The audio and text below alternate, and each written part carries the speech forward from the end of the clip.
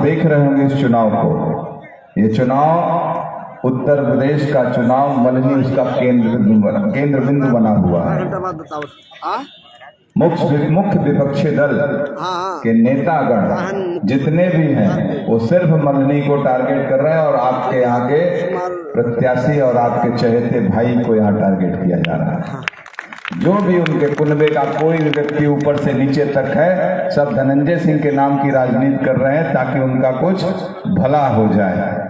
लेकिन वो भूल रहे हैं इस जनपद प्रदेश की तो बात मैं नहीं करता हूं, लेकिन इस जनपद में शायद समाजवादी पार्टी का कोई खाता भी खुले।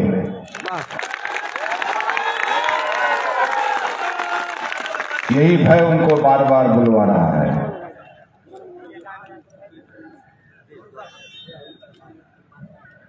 साथियों,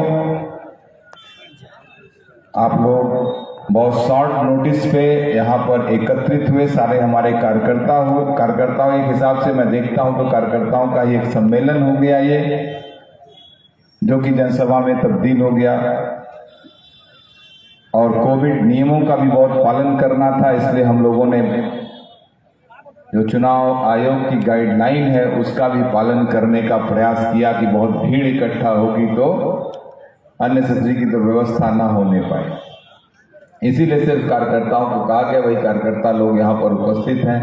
सभी लोग हमारे साथियों से मैं अनुरोध करूंगा कि बहुत देर से लोग धूप में पानी के पेयजल की व्यवस्था पता नहीं कैसे है आप लोगों ने की है, लेकिन मैं देख रहा हूँ लोग बार बार बाहर जा रहे हैं पानी वानी पीने के लिए। अभी हमारे अध्यक्ष जी आप लोगों को अपने संबोधन में सब कुछ कहेंगे, मैं बहुत कुछ नहीं कहूंगा आप लोगों से, बस इतना कहना चाहूंगा कि इस चुनाव एक चुनौती का चुनाव है। उपचुनाव हुआ था, आप लोगों ने देखा था, हम लोग चुनाव जीत रहे थे। उस चुनाव को किस तरीके से प्रशासन की जाति ने से हमारे कार्यकर्ताओं को प्रताड़ित किया गया, उनको जगह जगह रोकने का प्रयास किया गया, जिसकी वजह से हम लोग बहुत मामूली अंतर से चुनाव को हारे थे। हार होती है, लेकिन अभी प्रिंसू जी कह रहे थे जो 4000 की मार्जिन तो 40,000 में की जीत में तब्दील होने का। और आप ही लोगों ने नारा लगाया था अब की बार, जो आप लोगों ने नारा लगाया था अब की बार 1 लाख पार, वो 1 लाख के ऊपर आप मत प्राप्त करने जा रहे हैं और जीत का अंतर आपका कम से कम 35-40 हजार होगा, मैं आपसे कह रहा हूं। और मैं एक चीज और कह रहा हूं, ये जब चुनाव के परिणाम आएंगे तो आप देखिएगा कि जो मैं आज ये बात कह रहा हूं सही है कि नहीं। पिछले चुनाव में उपचुनाव में सत्तारूढ़ दल के लोगों ने समाजवादी पार्टी की यहाँ मदद की थी, और इस बार जितना उपचुनाव में समाजवादी पार्टी मत पाई थी उससे अगर नीचे ना आ जाए तो कहिएगा मैंने क्या कहा था।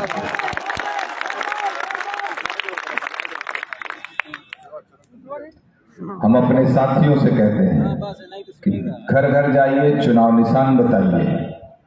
सबसे बड़ी चुनौती है, रारी जब थी तो हम लोग 2007 में यहाँ से जनता दल यू से विधायक चुने थे, तब भी समाजवादी पार्टी की सरकार थी यहाँ पर प्रदेश में, और यहाँ का उस समय तत्कालीन जिलाधिकारी समाजवादी पार्टी के कार्यकर्ता के रूप में काम कर रहा था, साइकिल यात्रा कर रहा था। शायद ही कोई प्रदेश का ऐसा जिलाधिकारी IAS अफसर रहा होगा जो कि साइकिल यात्रा किया हो चुनाव से पहले। गलत कर रहा हूं तो बताइए, जनपद के सभी लोगों को मालूम होगा। तब भी उस इतनी चुनौतियों के बाद भी वो चुनाव आप लोग बहुत स्मूथली जीते थे चुनाव। और उसके बाद 2009 की लोकसभा आई, जेडीयू यहाँ से चुनाव नहीं लड़ी, हम लोगों को लोकसभा लड़ना था, फिर 12 नहीं लड़े, फिर 17 नहीं लड़े, आज 22 में जनता दल यू दोबारा यहाँ पर चुनाव लड़ने आई। हम लोग आग्रह किए अपने राष्ट्रीय अध्यक्ष जी से कि यूपी में विस्तार किया जाए दल का, तो निश्चित रूप से बहुत स्कोप है। जिस तरीके से अति पिछड़ी जातियों की उपेक्षा हो रही है यहाँ पर, उनके साथ जिस तरीके का काम बिहार में हुआ है, बिहार की सरकार ने, अभी हमारे सांसद जी कह रहे थे कि हम लोग बिहार को 90 के दशक में देखे थे, बिहार में लॉ एंड ऑर्डर के नाम पे कोई चीज नहीं थी, ऑर्गेनाइज्ड क्राइम एकदम चरम पे था, वहां पर नक्सलिज्म चरम पे था, डेवलपमेंट नाम की कोई चीज नहीं थी, और वहां के मुख्यमंत्री हुआ करते थे लालू प्रसाद यादव जी। यहाँ के नेता, यहाँ के समाजवादी पार्टी के रिश्तेदार भी हैं। इसीलिए यहाँ की समाजवादी पार्टी के नेता, यहाँ के समाजवादी पार्टी के मुखिया 1993 के चुनाव से पहले कहते हैं कि नकल अध्यादेश हम खत्म कर देंगे, ताकि यहाँ से नकल करके पास हुए नौजवानों की फौज इस प्रदेश में इकट्ठा हो और बेरोजगारी बढ़े, अराजकता बढ़े। वो लोगों को शिक्षित नहीं करना चाह रहे थे, केवल साक्षर करके अपने कार्यकर्ताओं को नौकरी देना चाहते। कोई भी नेता कोई चाहेगा कि हमारे देश की आने वाली पीढ़ी को इस तरीके का दिशा दे, इस तरीके का बात करे जिस तरीके की वो बात करते हैं। और आप जब भी उनको सत्ता मिली है, उन्होंने लोकतंत्र के चौथे स्तंभ पत्रकार दैनिक जागरण के कार्यालय पे हल्ला बोल करके तोड़वा दिया था, फुकवा दिया था। ये है समाजवादी पार्टी का चरित्र। ये हमारे ऊपर आरोप और प्रत्यारोप लगाते हैं ये लोग। ये लोकतांत्रिक भाषा नहीं है, ये सब लोकतांत्रिक भाषा नहीं है। लोकतंत्र अभी आपने पिछली जब 2003 से 7 के बीच में सरकार थी, यही माननीय मुख्यमंत्री जी थे उस समय, माननीय मुलायम सिंह जी नोएडा में एक वक्तव्य दे डाला कि लड़कों से भूल हो जाती है। बलात्कार के मामले में पत्रकारों ने उनसे पूछा तो कहा लड़के हैं, बहक जाते हैं, गलती कर देते हैं। क्या दिशा दे रहे हैं आप समाज को? ऐसे लोगों को तो नैतिक अधिकार भी नहीं है सत्ता में जनता से जाके वोट मांगने का। किस तरीके के अगुवाई बनना चाहते हैं समाज के? और आप लोगों ने देखा होगा 12 से 17 के बीच में जब समाजवादी पार्टी की सरकार फिर रही है, किस तरीके से यूपी पब्लिक सर्विस कमीशन में जांचियां की गई। जो हमारे होनहार लोग छात्र थे उनको किनारे कर दिया गया, जो इनके समाजवादी पार्टी के कार्यकर्ता थे, जो उस योग्यता भी नहीं रखते थे, उनको कमीशन में टॉप कराया गया। आज उसकी सीबीआई इंक्वायरी हो रही है। साथियों, मैं आपसे यहाँ जितने लोग आए हैं अपने कार्यकर्ता, मैं कहूंगा पूरे संयम के साथ, एकाग्रता के साथ, सभी लोग पूरी ताकत के साथ चल के इस चुनाव में लगिए, जोर से लगे। किसी के कहीं भी आप लोग किसी से उलझने की जरूरत नहीं है। बहुत से लोग प्रयास करेंगे तरह तरह के। आजकल सोशल मीडिया हो गया ना, सोशल मीडिया से भी बहुत दुष्प्रचार लोग करने का प्रयास करते हैं, अफवाह फैलाने का प्रयास करते हैं। उन अफवाहों से आप लोग बचने का भी प्रयास करिएगा, उस पर रिएक्ट करने की आवश्यकता नहीं है। मैं देखता हूं किस तरीके से समाजवादी पार्टी के लोग अपने सोशल मीडिया अकाउंट से क्या क्या पोस्ट करते रहते हैं। उन विवादों में आपको पढ़ने की जरूरत नहीं है। मैं देखता हूं जो बच्चे हमारे पढ़ जाते हैं। आप अपने लक्ष्य को देखिए। आपका चुनाव निशान क्या है? तो मछली की आंख कैसे भेदी जाएगी? तो आप अपने लक्ष्य को देखिए। लक्ष्य भेद रहे हैं हम लोग।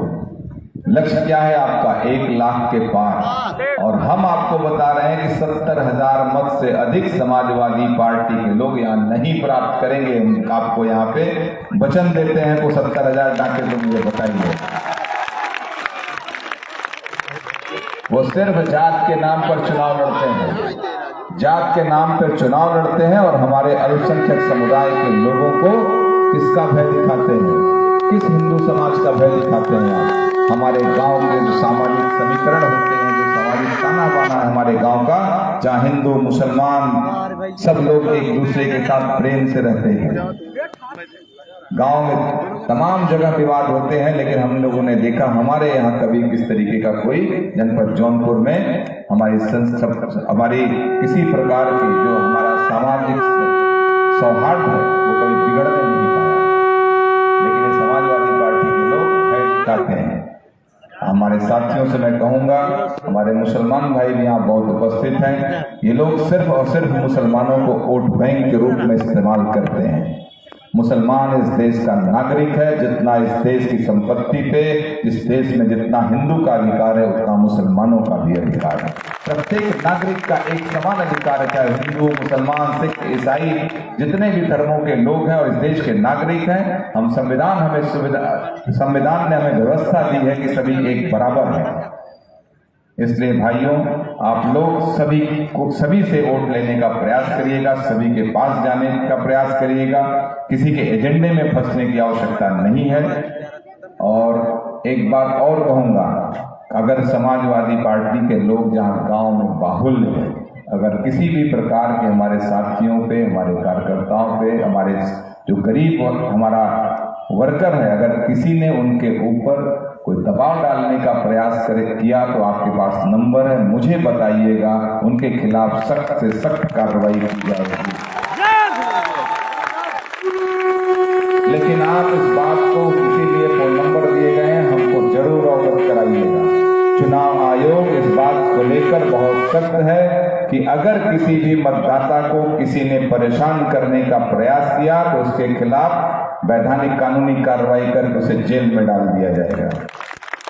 इसलिए आप लोग, हमारे कार्यकर्ता साथी जो हमारे गरीब कमजोर लोग हैं, उनको उनका ध्यान रखते रहें, उनको देखते रहें, किसी प्रकार का उनको कोई दबाव न डालने पाए, लालच प्रलोभन न देने पाए। इस बात का बहुत ध्यान रखिएगा। मैं बहुत ज़्यादा समय नहीं लूँगा आप लोगों का, क्योंकि राष्ट्रीय अध्यक्ष जी हमारे बोलेंगे। आप सभी लोगों से, जो यहाँ साथी हमारे खड़े हैं, जो कहूँगा इधर धूप में से आके घर बैठ जाएं, सब लोग हमारे राष्ट्रीय अध्यक्ष जी के संदेश को सुने। मैं आपसे कहता हूँ, जिस तरीके से हमारा एजेंडा, जनता दल यू का जो एजेंडा है, जब हम लोग यहाँ से चुनाव जीत के जाते हैं, हमारे अनुकूल सरकार बनती है, तो उस एजेंडे को, जो बिहार का एजेंडा है, वो देश के एजेंडे में लागू है। अभी राष्ट्रीय अध्यक्ष जी बहुत कुछ बताएंगे, हम उसको पहले हम नहीं बताना चाहते। बिहार की बहुत सी योजनाओं को भारत सरकार ने नकल करके उसको मतलब इम्प्लीमेंट करने का प्रयास किया अपने उसमें, और राज्य सरकार और भी बहुत सी राज्य सरकारों ने उसका अनुसरण किया है। उससे समाज का भला हो रहा है। महिलाओं को लेकर बहुत सी नीतियां बिहार में बनाई गई, अति पिछड़ों, अति दलितों को लेकर बिहार में बहुत सी नीतियां बनाई गई। आज वो मुख्य धारा की, सामाजिक मुख्य धारा में, चाहे नौकरियों में हो, चाहे राजनीति में हो, हर जगह वो एकदम से अपनी सहभागिता और अपनी वो दिखा रहे हैं। इन्हीं शब्दों के साथ अपनी बात को विराम देता हूं और सभी साथियों से कहता हूं, जब तक अध्यक्ष जी के हमारे संबोधन एक एक शब्द सुने और उस पर इम्प्लीमेंट करने का प्रयास करें। बहुत बहुत धन्यवाद। मैं अपने आदरणीय अध्यक्ष जी से बुलाता हूं, एक बार जोरदार तालियों के साथ इनका स्वागत करें आप सभी लोग।